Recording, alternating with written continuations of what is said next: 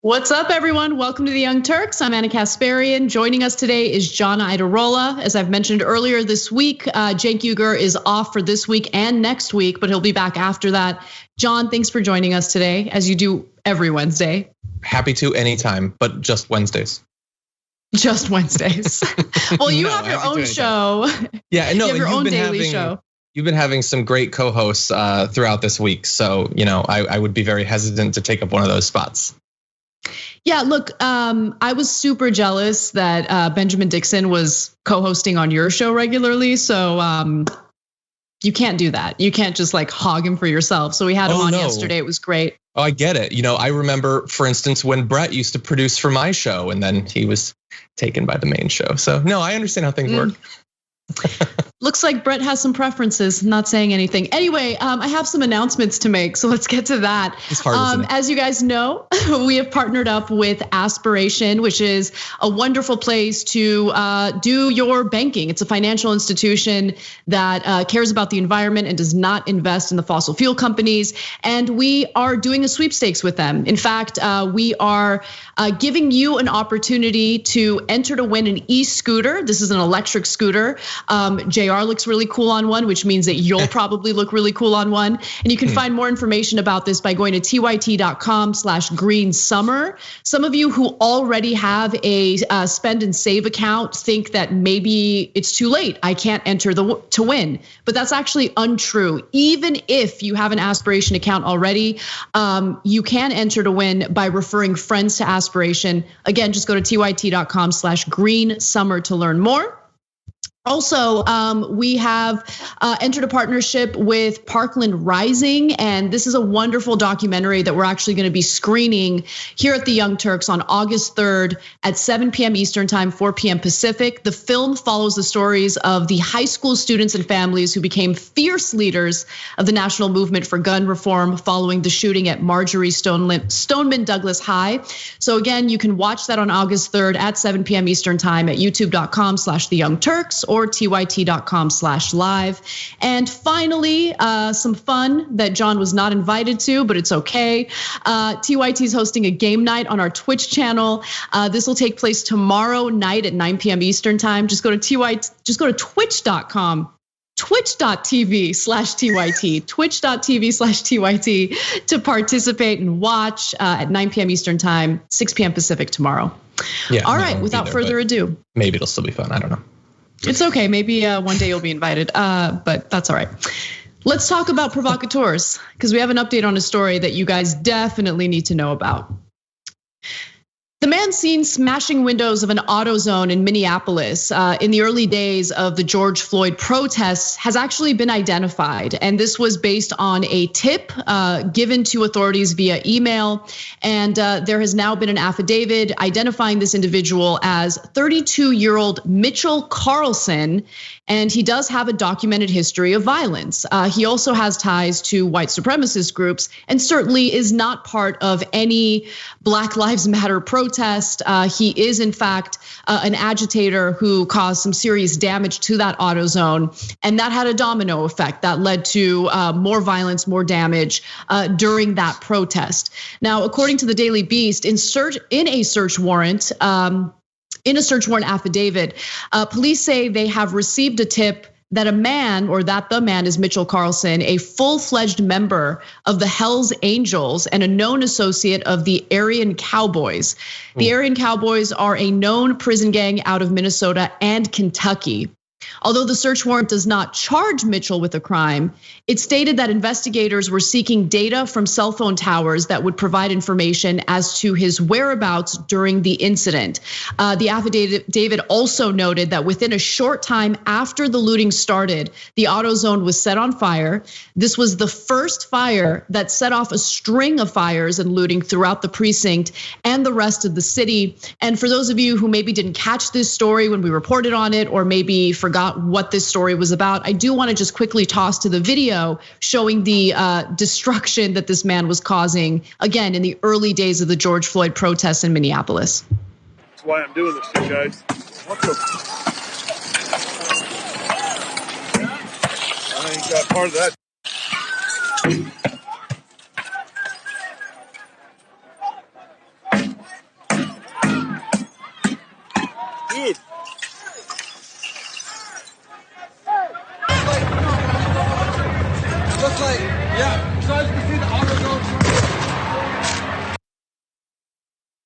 So John, even when I first talked about this story on the show, I pointed out that there were Black Lives Matter protesters who were trying to stop him, and he refused to stop. He also spray painted some ridiculous stuff onto the building, including free stuff for everyone zone, trying to basically characterize, trying to characterize these protesters as individuals who are looking for free stuff. But I wanted to get your thoughts.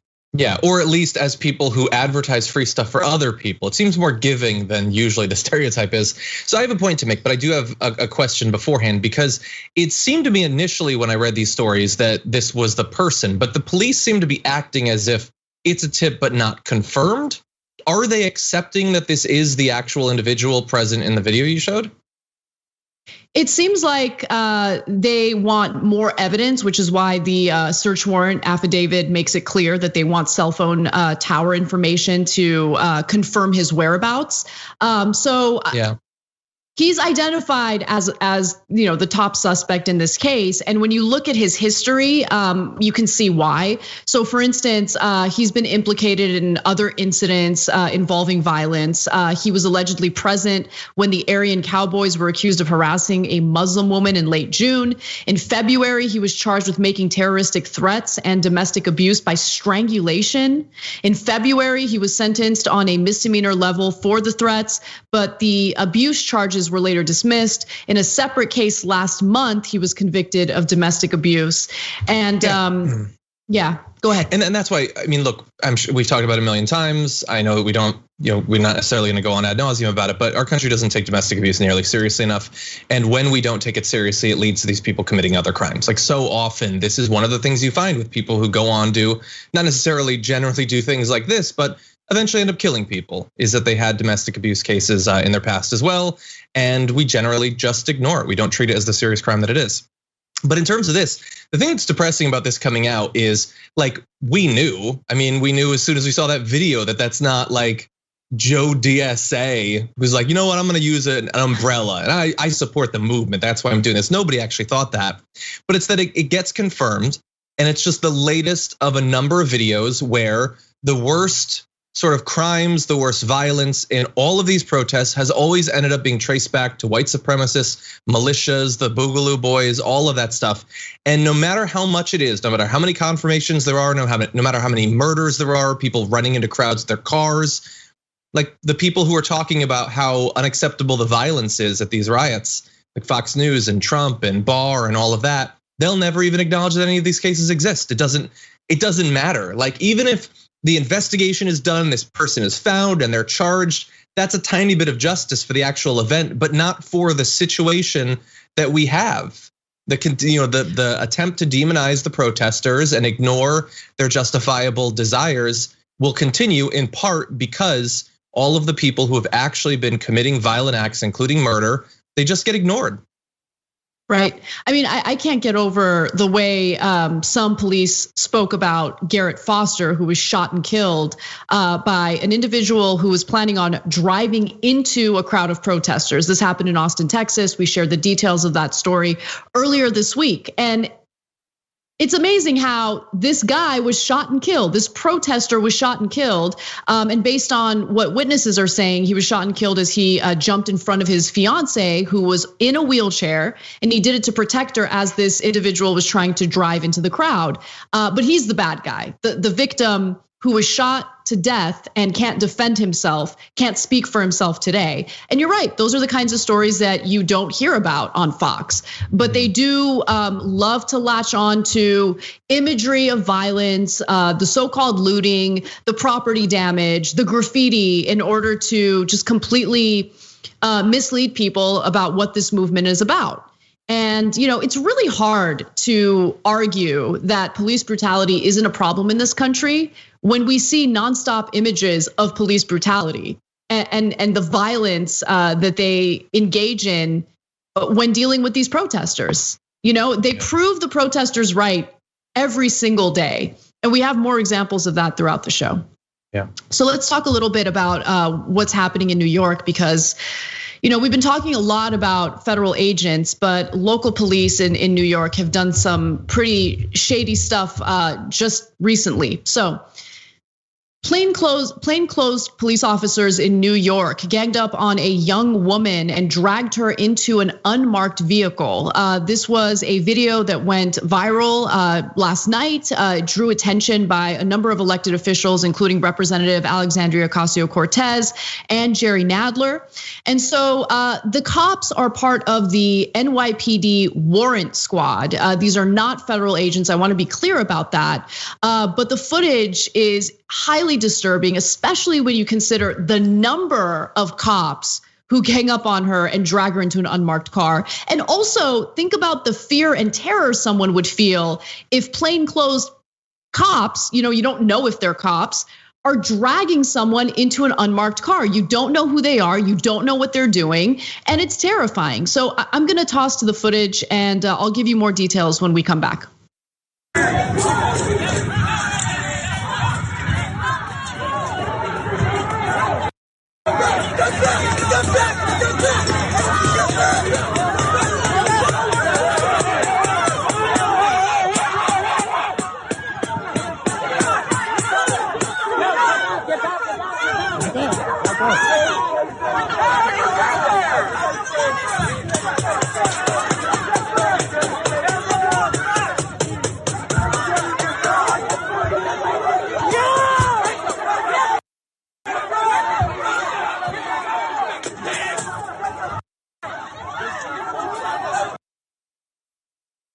So to give you some more context, in the footage, multiple men can be seen grabbing 18-year-old Nikki Stone, who was among several other protesters leading a larger group of demonstrators participating in a 24-hour protest. Stone was among 12 people who were arrested, according to the New York Police Department. Now, the NYPD claims that Stone was damaging police cameras in 5 separate criminal incidents. She wasn't doing anything questionable when they decided to arrest her. And the way that they arrested her is clearly a problem here because again, they're plainclothes cops dragging her into an unmarked car. The cops then complained about protesters, going after them, throwing rocks at them because of the fact that they were trying to arrest Nikki Stone. But the protesters don't know who these people are. You get what I'm saying? I mean, if you're protesting with your friends, if you're protesting with your fellow citizens who actually care about changing society for the better, and you see random men, several of them, dragging your friend into a vehicle that's unmarked, yeah, you're gonna wanna defend her because you don't know who they are, especially when you consider some of these right wingers who show up to the protests to provoke people and to cause problems. Yeah, I guess I'm surprised that no, militia or white supremacist group has done this yet. Just kidnap a protester. They hate the protesters. They want to get back at them. This has provided cover where now plausibly some people, might not intervene fully. Like you have people who are sort of just watching because now we've seen this going on for literally weeks. And some people will assume, okay, well, this is obviously terrifying. This is American fascism. This is, all of that, but it happens. And so what are you supposed to do? Like if I'm walking down the street and a minivan, a Kia pulls up and 4 people jump out and try to drag me in there, should I fight back? What if I fight back and it ends up being a cop? I mean, there's no way of knowing generally, but what if I were to fight back and find out it was a cop? I could face far worse charges than whatever they would have made up in the first place. Think about the position that it's putting on people. It's this assumption that you are guilty, and if you do literally anything to question the insane tactics they're using, then in their eyes, you will be. You will be guilty, and God only knows what'll happen to you then. Yeah, also what blows my mind is, so they're accusing her of damaging police property, specifically police cameras. So they're not accusing her of posing as any type of imminent threat to anyone. She hasn't assaulted anyone, but the accusation is that she damaged property. Why do you need plainclothes cops to drag her? By the way, multiple plainclothes cops to drag an 18-year-old woman into an unmarked vehicle? Why is that the way they've decided to arrest her? And it's a form of intimidation. If you're a protester, if you're out there protesting and you see that happen to someone, you might think twice about protesting. I think it's a form of intimidation. I think it was purposely done to send a message. Those are my thoughts on this. Do you think, look, obviously we've been rightfully critical of the NYPD for a very long time. Is this just the NYPD being the NYPD, or is this them learning from troops, National Goon Squad? That they've started doing this and Trump's, totally fine with it. Barr's not gonna do anything. Is that the NYPD thinking, oh, this is something we can do? Okay, well then let's just dispense with, whatever pretend police stuff we were doing before. And now we'll just drag people away. We can just do that. And we can brutalize them. We can be as rough as we want. And we don't have to identify ourselves. We don't even have to dress as cops anymore. We can jump in any car we want. Is that them learning from what they've seen in Portland and other cities? The fish rots from the head down. So I definitely do see this as something that it's been given a green light by the feds. There's no question about it. If you know that you can treat people this way and you can violate their constitutional rights this way, then yeah, why wouldn't you do it, right? I mean, if the federal government isn't going to, if the federal government is doing it, I have no doubt that local police departments see it and think that it would be okay for them to do it as well. I mean, it's amazing, John, because a month ago, there was a woman in our neighborhood who clearly she's homeless, she clearly has mental health issues, but she was going around and physically assaulting people. I was out with my husband and she came up to me, she spit on me and she threw her fountain drink at me, right? But I didn't call the cops or anything because are cops really gonna do anything that's gonna make the situation better? I let it go. The next morning I find out that she assaulted a pregnant woman. She hit a pregnant woman at a Starbucks nearby. And so people called the cops and the cops found her, but they decided that they would not arrest her because they did not witness her committing the crime or she wasn't in the middle of committing the crime. Mm-hmm. And it's just amazing to me how in this case, this young woman is accused of damaging property and they drag her into an unmarked car the way that we just saw. It blows my mind and it's absolutely wrong. Luckily, we do have some elected politicians who have chimed in on this, including Representative Alexandria Ocasio-Cortez, who said via Twitter, our civil liberties are on brink. This is not a drill. This is no excuse for snatching women off the street and throwing them into unmarked vans. To not protect our rights is to give them away. It is our responsibility to resist authoritarianism. But unfortunately, Mayor Bill de Blasio, the guy who had all this tough talk when it came to cops when he was running for mayor, had his own thoughts on this. Let's take a look. I think it was the wrong time and the wrong place to effectuate that arrest. The arrest, as I understand it so far, was for damaging police property. I want to affirm very clearly, no one is allowed to damage police property. That is a real offense. That is an offense that can lead to an arrest. And my message to everyone, if you're out there protesting, protest peacefully. That was an incredibly embarrassing statement. That's my take on it. I hadn't actually seen that. We talked about this video on the Damage Report this morning. At that point, he had avoided commenting on it. And I really hope that there was a lot more to that, because if his issue with what we saw was the time and place it happened, as if it was a few blocks away or later in the day, it could somehow be okay. And it clearly, no, we have an issue with what they did. Doesn't matter where, doesn't matter when. Why did they do that particular thing? They're police, it's NYPD. Like that's about as big as it gets. They have all the resources in the world. They're like a small military. They can't send actual cops if they have the evidence. And if she actually did it, then they can arrest her the way they arrest anyone. Like, are you ever gonna see, like a Wall Street banker who's committed fraud, just like, a Benz pulls up and they grab him into the car or anything like that? That would never happen. So why is it justified in this case for a far lighter offense? It doesn't make any sense. He's got some good positions on some of the issues historically, but generally he is way, way too deferential to the people with power in New York, and the NYPD is definitely way up there. Absolutely. We got to take a quick break, but when we come back, if you thought what we've already shared with you is bad, you don't want to miss this next story about how people are basically being told that they can't protest based on small, ridiculous charges. We need to talk about a relatively new show called the Republic, or UNFTR. As a Young Turks fan, you already know that the government, the media, and corporations are constantly peddling lies that serve the interests of the rich and powerful. But now there's a podcast dedicated to unraveling those lies. debunking the conventional wisdom. In each episode of On the Republic, or UNFTR, the host delves into a different historical episode or topic that's generally misunderstood or purposely obfuscated by the so-called powers that be, featuring in-depth research, razor-sharp commentary, and just the right amount of vulgarity.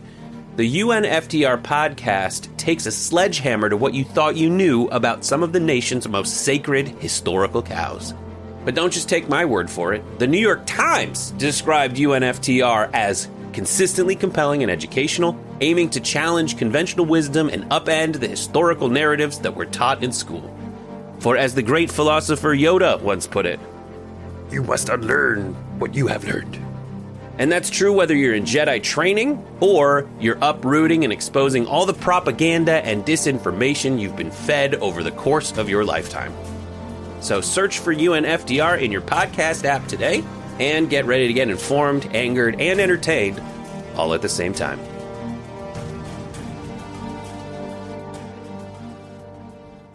I'll be right back.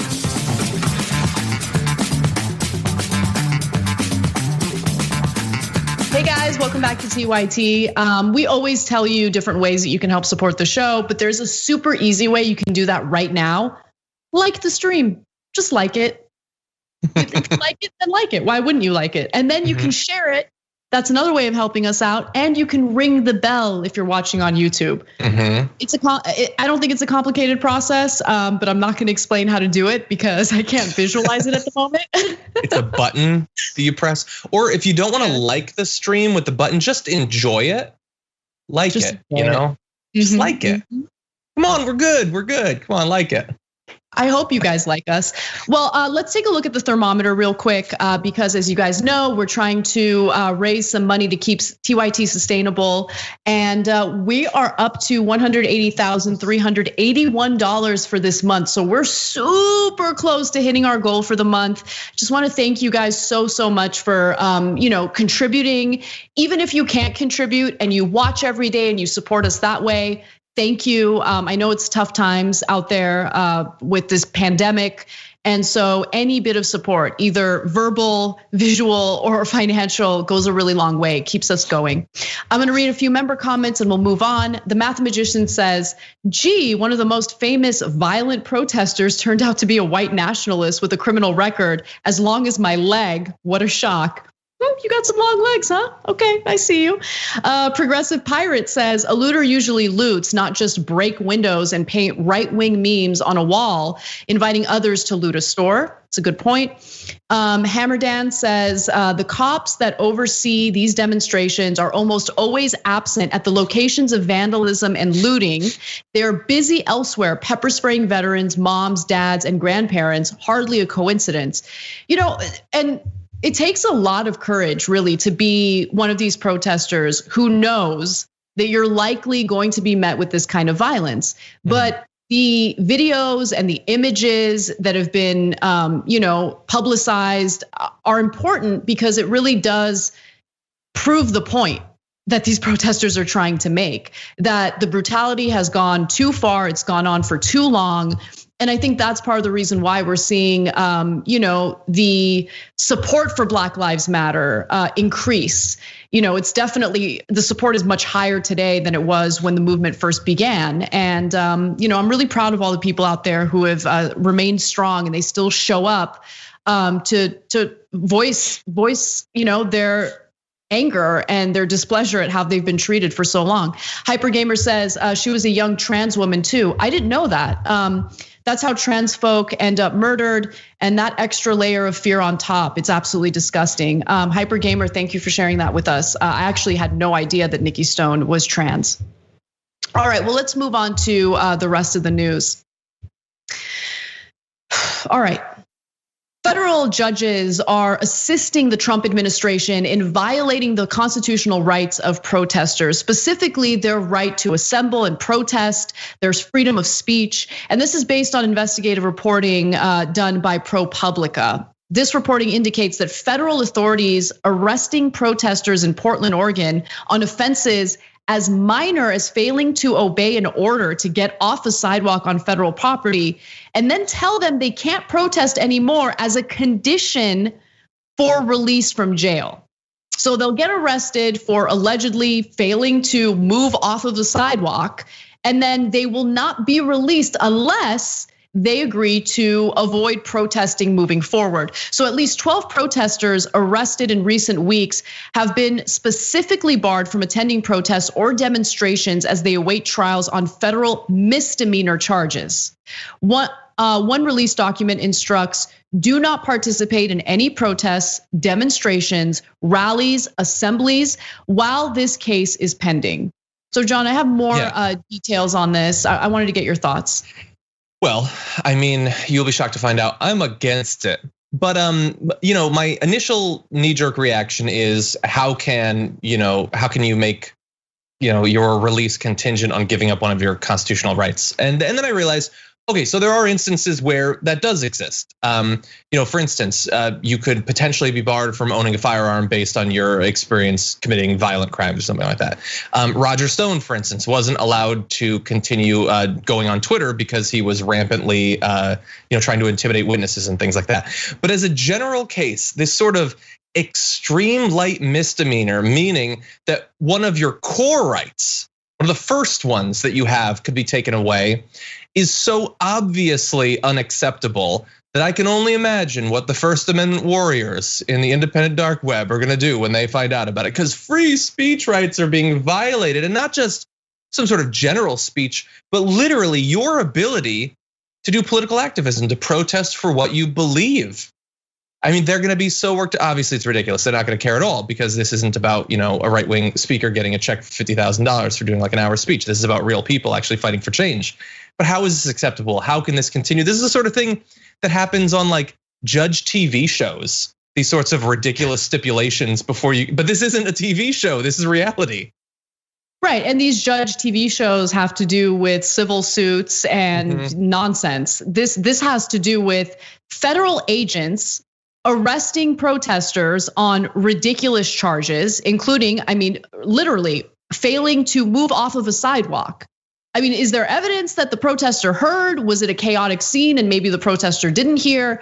And I just think that if you take a step back and you look at the broader picture of the tactics being used by authorities, everything is specifically being done to intimidate people and to prevent them from feeling comfortable in practicing their constitutional rights. We are supposed to have the right to protest. We are supposed to have the right to voice our opinions. This is a perfect example of our free speech being violated. And I'm not the one saying that. You have constitutional experts, constitutional lawyers who spoke to ProPublica for this investigative report, and they make it abundantly clear that this does in fact violate the constitutional rights of these protesters. So when you see these federal agents dragging people into unmarked cars, that is a form of intimidation. That is done to send a message to other protesters. Hey, you should be afraid. You shouldn't come out here and protest. You could be next. When you see this type of behavior, think about it. If you're one of the protesters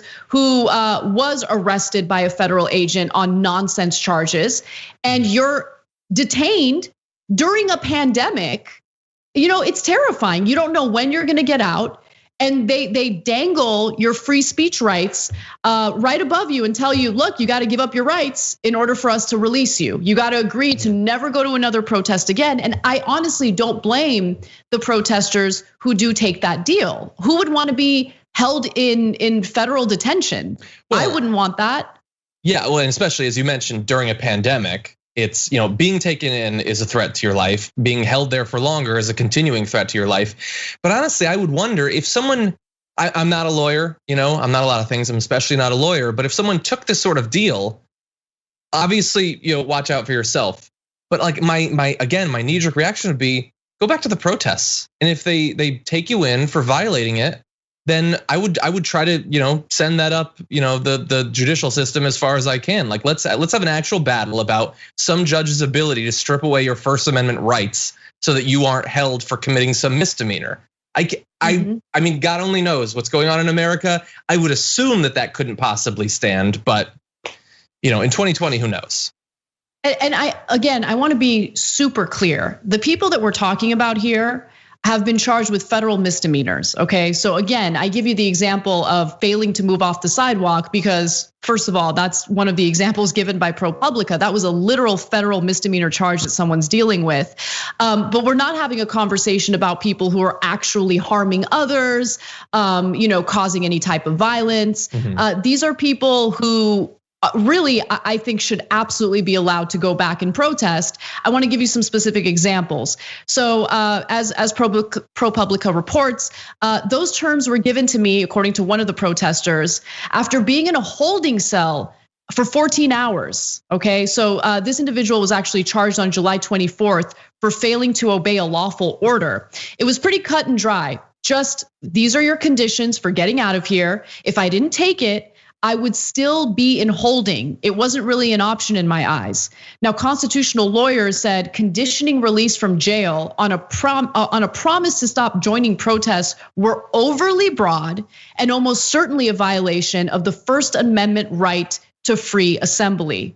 And there's also some confusion over whether federal agents will finally leave Portland. I want to just quickly talk about that as well, because some of the local politicians in Portland are arguing that, okay, we've finally struck a deal with Vice President Mike Pence, and he has agreed that the Department of Homeland Security will pull these federal agents out of Portland. But that actually is not the case. So for instance, Oregon Governor Kate Brown announced that the Trump administration has agreed to begin withdrawing federal tactical teams from Portland, Oregon, which for weeks has been the site of violent clashes between officers and protesters.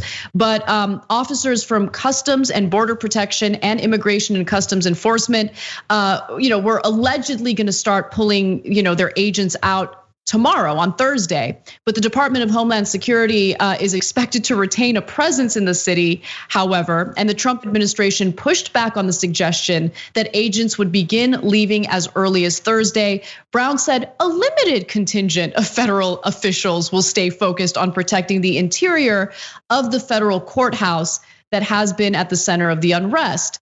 But DHS Secretary Chad Wolf pushed back even more aggressively, arguing, and this is a direct quote, the department will continue to maintain our current augmented federal law enforcement personnel in Portland until we are assured that the Hatfield Federal Courthouse and other federal properties will no longer be attacked and that the seat of justice in Portland will remain secure. As we know, and we've seen in multiple stories, federal agents have no interest in simply protecting federal property. They have pepper sprayed peaceful protesters, including Vietnam veterans. The Wall of Moms have been met with extreme violence at the hands of these federal agents. They're absolutely lying about why they're there and what they're doing, and they're only escalating the violence in the area. Yeah. Well, let's also talk about one dumb cop in Nevada. And I say dumb because apparently he doesn't know what his job is and he's too sensitive to be a cop, if you ask me. So a message of equality and inclusion triggered one Nevada sheriff so much that he actually threatened to withhold aid if his department is called for help. Now, this has to do with a library which shared a message of inclusion and support for Black Lives Matter. And the Douglas County Sheriff, Daniel Coverly, responded to the Douglas County Public Library's proposed diversity statement that condemned racism and expressed support for the Black Lives Matter movement by publishing a letter on the department's website. So let me be clear about something. This letter said nothing negative about cops. All this letter was about was, hey, we believe that people should be treated equally. We believe that lives matter. We believe that Black lives matter. We want to spread a message of inclusion. And so then you have this Douglas County Sheriff, Daniel Coverly. Let's take a good look at this strong, brave man who gets triggered easily by messages of inclusion. And he published a letter of his own, and he was not very happy about that. Again, the statement said that everyone is welcome and that the institution denounces all acts of racism, violence, and disregard for human rights. I would argue that an individual who has taken an oath to protect and serve would agree with that statement, but not Coverly, okay? One other part of this said, we support Black Lives Matter.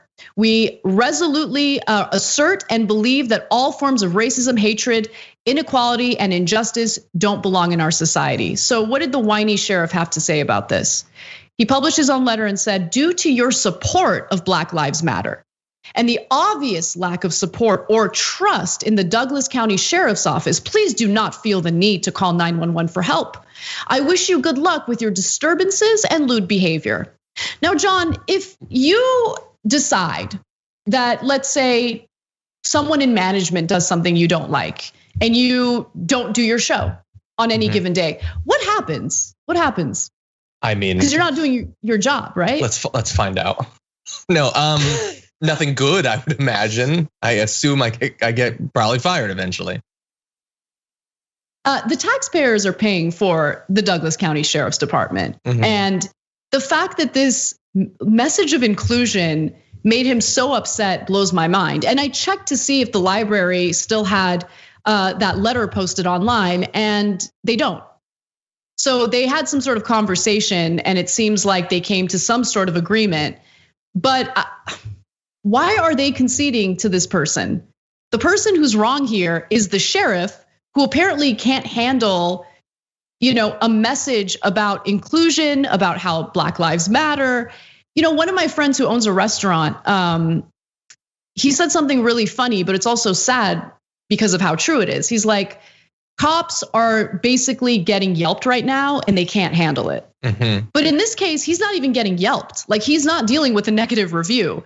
He's just angry at a letter that's supposed to make people feel welcomed in the library. Well, and I assume this is fairly obvious, but just in case, the fact that they say we support Black Lives Matter, there's nothing about the cops, and in his letter he says the obvious lack of support or trust with the police office really says a lot about what he assumes people assume about them vis-a-vis this community. And of course, I thought the idea was that the people who are opposed to Black Lives Matter will say, well, no, obviously I'm not against that. It's that I believe that all lives matter and I'm just against the criminals. I obviously agree with the sentiment, but I'm against the criminals. Now it's just, if you literally say the phrase, if you just talk about equality, that is enough for me to assume that I should not help you out, that I should subject you to lewd behavior. I don't know why he immediately goes to lewd behavior. I'm not really sure about that. But this is how he treats a library. Like the least offensive establishment ever. Like, what is he gonna? If like a thread store puts up a sign, what's he gonna do to them? Do you watch Parks and Rec? No, not really. Oh yeah, you don't. Never mind. I forget that you don't watch it. Okay. No. But I do like libraries though. Yeah, no. And this is the thing. Like, for all I know, he hasn't gone and cracked someone's head with like a club or something like that. Like, he's not one of those cops yet. But this makes you wonder. So I thought those were supposed to be the bad apples, the people who are running their car into crowds. But now we find out, no, there's other people that are just, easily triggered and whiny and defensive and, obviously philosophically opposed to the idea that Black people shouldn't be killed on the streets of America. And probably a lot more of them, honestly. Well, we are going to share a story about billionaires when we come back. This story is incredible because of the quotes a billionaire was willing to give Bloomberg Business in regard to COVID.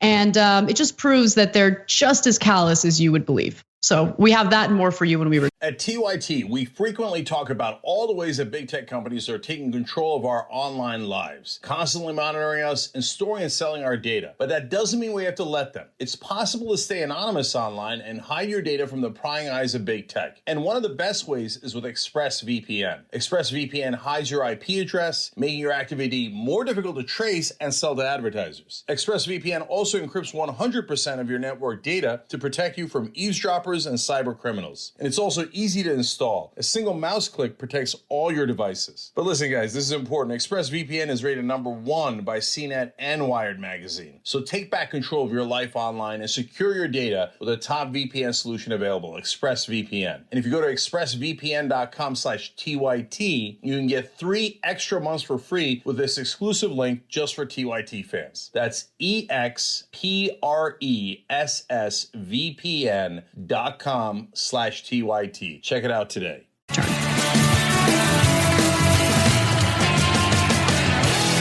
All right. right, welcome back to TYT. Ana Kasparian and John Iadarola with you. I want to read some super chats, some member comments, and we'll move on.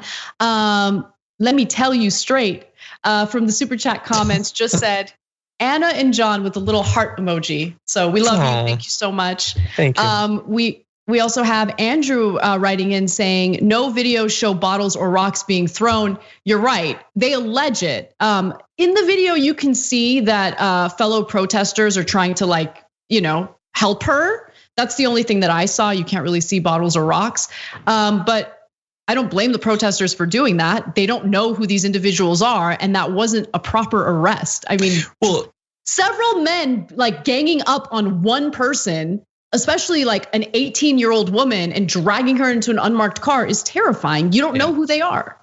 Yeah, and multiple people there said that there was not that violence, that they were literally skateboarding and eating pizza. And you can see at the beginning of the video, she is pulled off of a skateboard. So, yeah. I mean, maybe it's a form of Antifa cavalry that she had like weapons and a skateboard, but I kind of doubt it. I think that they tracked her down and they pulled her off regardless of what was happening there.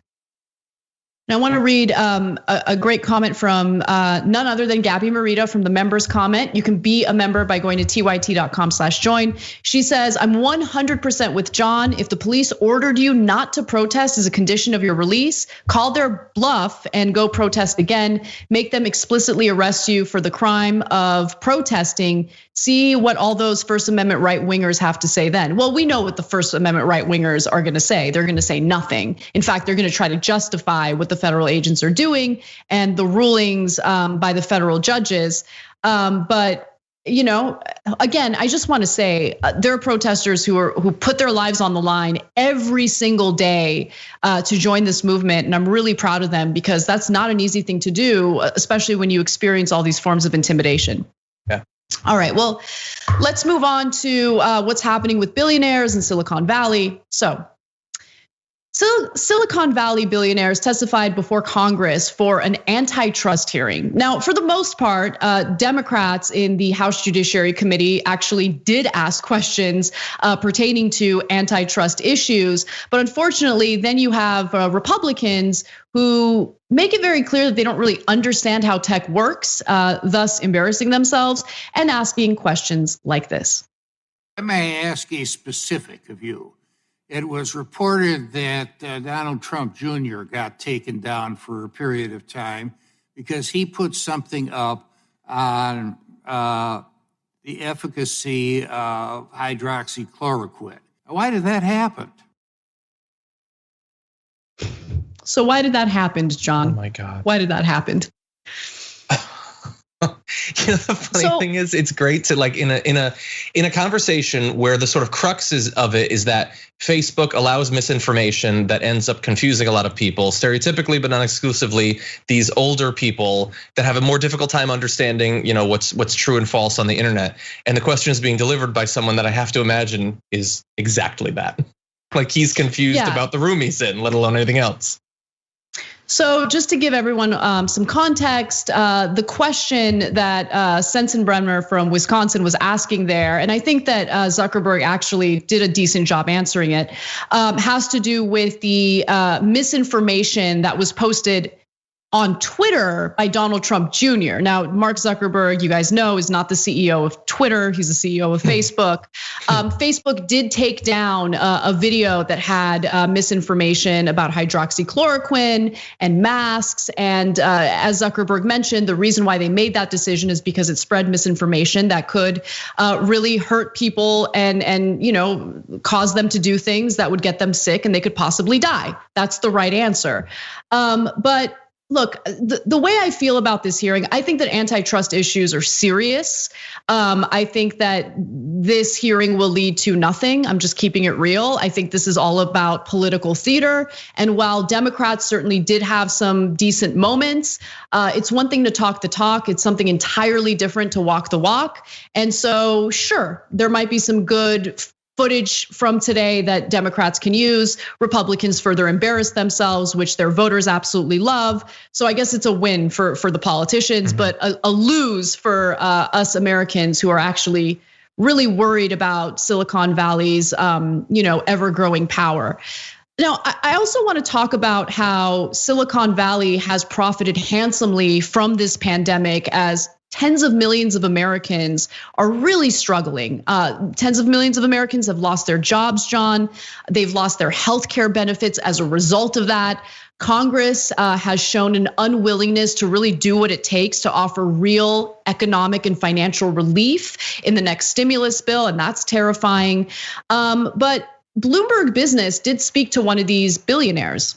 And although this individual has not been identified, and you'll know why once I read you some of his quotes, it just gives you an idea of how callous they are and how they live in a completely different world and know and accept that people are struggling and they just don't care. So before I get to those comments, I wanted to, open the floor to you. Yeah, I mean, I love some of the elements you have upcoming, so I'm not going to spoil that, and it seems to fit into one of your favorite themes. But yeah, the entire thing about the hearing, at least, I did want to comment briefly on that because, look, as you pointed out, and I think I'm reading you right, if the hearing had been productive, God only knows what would have ended up happening. Probably nothing good because we don't trust the vast majority of people in there. None of the Republicans, almost none of the Democrats. That said, like this is what government is at this point with Trump in the White House and with a divided Senate and House. This is like the best case scenario, I guess, is the Republicans come in, they pass massive tax cuts, and then government becomes a farce for the rest of the period. Like we got the Democrats in the House, so now they call the hearings, but now the hearings are just let's have Candace Owens come in and talk. Let's ask questions about Diamond and Silk. They're all ridiculous sideshows, both the individuals, but also the use of the time in the hearing. And that, to someone who believes that the time of government should be spent in trying to improve the lives of working Americans, is a huge loss. But for the Republicans, they can go in there and play card games. They don't care. They got what they wanted. Now it's just pump the brakes, just waste time, make sure that nothing passes. They already got everything out of government that they require. Anything else would just be spending that theoretically could result in higher taxes that they want to avoid. And so the entire thing just becomes them wasting our time to make sure nothing gets done, and vice signaling to their fans that I believe the same nonsense conspiracy theories you do. I hate the same people you do, so reelect me to waste another 4 years. Yeah, it's so depressing. It really is. And we should feel like hearings like this aren't a waste of time, but they typically do end up being a waste of time, especially, since Mark Zuckerberg has testified before subcommittees how many times and what happened after that. He's more powerful and more wealthy today than he was back then. And just to remind you all, the CEOs who took part in this today included Jeff Bezos with Amazon. You have Apple, Google, Microsoft. Those are the 4 major tech companies who took part in this hearing. But let's hear from one of the other billionaires. I actually don't know who this billionaire is because Bloomberg Business did not identify this person, but we do know that this is a white male. That's all they said to identify him. And he said in the beginning of the pandemic, when Bloomberg reporter Max Abelson spoke with him, quote, "What the F? I'm not worried," meaning I'm not worried about the pandemic. "I'm sure I already have it. What do I care?" Well, it's easy to say that when you're not worried about being able to provide yourself the proper health care if you do get sick. But let me give you more from this callous billionaire. Later, when the situation actually became more serious and more Americans began seeing COVID-19 as a real threat, the billionaire said the following: "Some people are gonna die, but it's old people. And if they do, it's okay. Not that it's okay, this isn't that bad." Okay. As Abelson reports, he seemed to know how cold and disconnected that sounded. Some billionaires take pleasure in playing up nasty reputations, but this one considers himself to be thoughtful, generous, lucky, and friendly to his workers. I asked him if he talked to the boss of one of the biggest banks, JP Morgan Chase and Co.'s Jamie Dimon, and he sneezed. And this is what he said: "Now, if you're on a bus and you start sneezing, everybody gets upset," he said. I asked if he actually takes the bus. "No," he replied. What could a bus cost? $10? Yeah, it's ridiculous. Also, it's ridiculous, and I know you've pointed that out with Cooperman and all that, but isn't it crazy that like if you're a billionaire, you just get interviewed just for being a billionaire? Like that's all it takes. But yeah, he said, it's just going to be old people, so who cares? And that's certainly callous, but that's every Fox host for the last 4 months saying we shouldn't worry about it because it's only the older people. And then look, just earlier today, I believe it was, Vance Ginn, the chief economist for the Texas Public Policy Foundation, he tweeted, among other things he was noticing about coronavirus in Texas, is it only kills old people and Hispanics.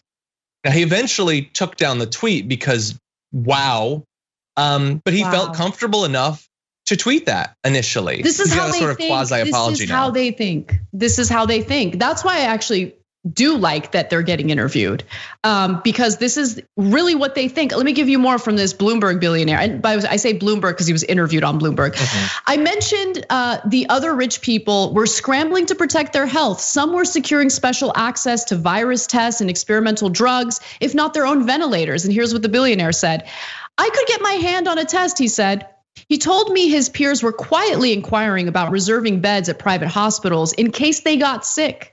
He had connections to the boards of the best hospitals, but said he'd call in favors only for the people closest to him. And this is how you have two Americas. And by the way, he totally minimized the problem of inequality in the country. He's like, we've always had inequality. And the reporter was like, it's gotten a lot worse. And he's like, no, it hasn't gotten worse. It just seems like it's gotten worse because of social media. No, it's definitely gotten worse. We have like 800 billionaires in the country, and 50% of the US couldn't afford a $400 emergency before the pandemic. I'm sure the issue is much worse now. By March 23rd, New York City's case count was rising by thousands each day. People at Rikers Island jail fell sick, and the city hospitals were running out of masks and gloves. The US was threatening to become a new hub for the virus. When I spoke to my billionaire that day, I thought he might be scared or sad. Instead, he was irritated. Everybody's working remote and realizing remote sucks, he said.